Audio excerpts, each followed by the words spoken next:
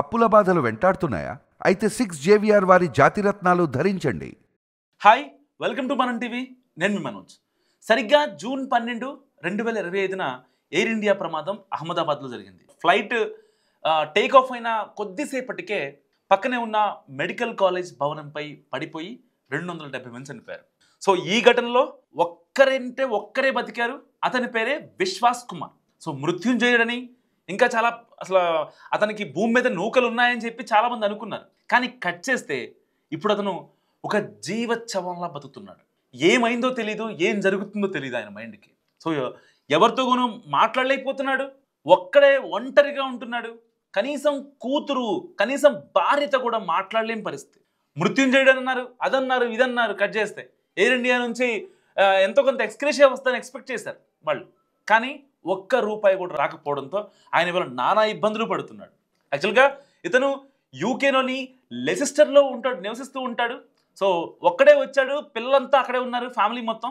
So June 12న accident అయింది. June 17న ఆయన్ని అక్కడ హాస్పిటల్ నుంచి డిశ్చార్జ్ అయ్యి అక్కడ పంపించారు.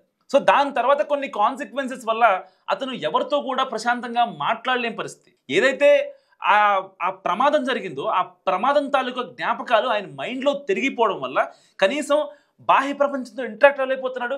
బాహ్య ప్రపంచం పక్కన పెట్టేస్తే కనీసం ఇంట్లో ఉన్న పెళ్ళాం పిల్లలతో కూడా హ్యాపీగా ఉండలేని పరిస్థితి.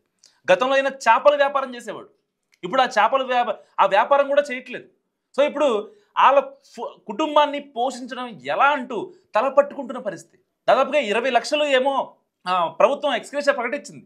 ఆ ఎక్స్గ్రేషియా ఇచ్చినా సరే అతని ఖర్చులు, అతని వైద్య నిమిత్తం అయిన ఖర్చులు కావచ్చు, ఇంకా లాంగ్ లాస్టింగ్ మెడిసిన్స్ కావచ్చు, సో వీటికే సరిపోతుంది వాళ్ళు ఇచ్చిన డబ్బంతా. ఇప్పుడు వాళ్ళ పిల్లల్ని ఎలా పోషించాలి, వాళ్ళ భార్యని ఎలా పోషించాలి, వాళ్ళ అమ్మా నాన్నల్ని ఎలా పోషించాలనే ఇదిలో ఇప్పుడు విశ్వాస్ కుమార్ ఉన్నాడు.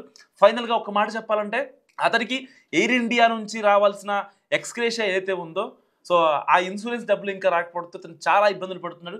రీసెంట్గా ఇచ్చిన ఇంటర్వ్యూలో కూడా అతను ఒకటే మాట చెప్పాడు, నా పెళ్ళాం పిల్లల్ని పోషించుకోవడం ఎలా, ఇప్పుడు నేను కనీసం నడవలేని స్థితిలో ఉన్నా, నేను సరిగ్గా నడవాలంటే ఇంకొక 4-5 ఏళ్ళు నాకు పడుతుంది.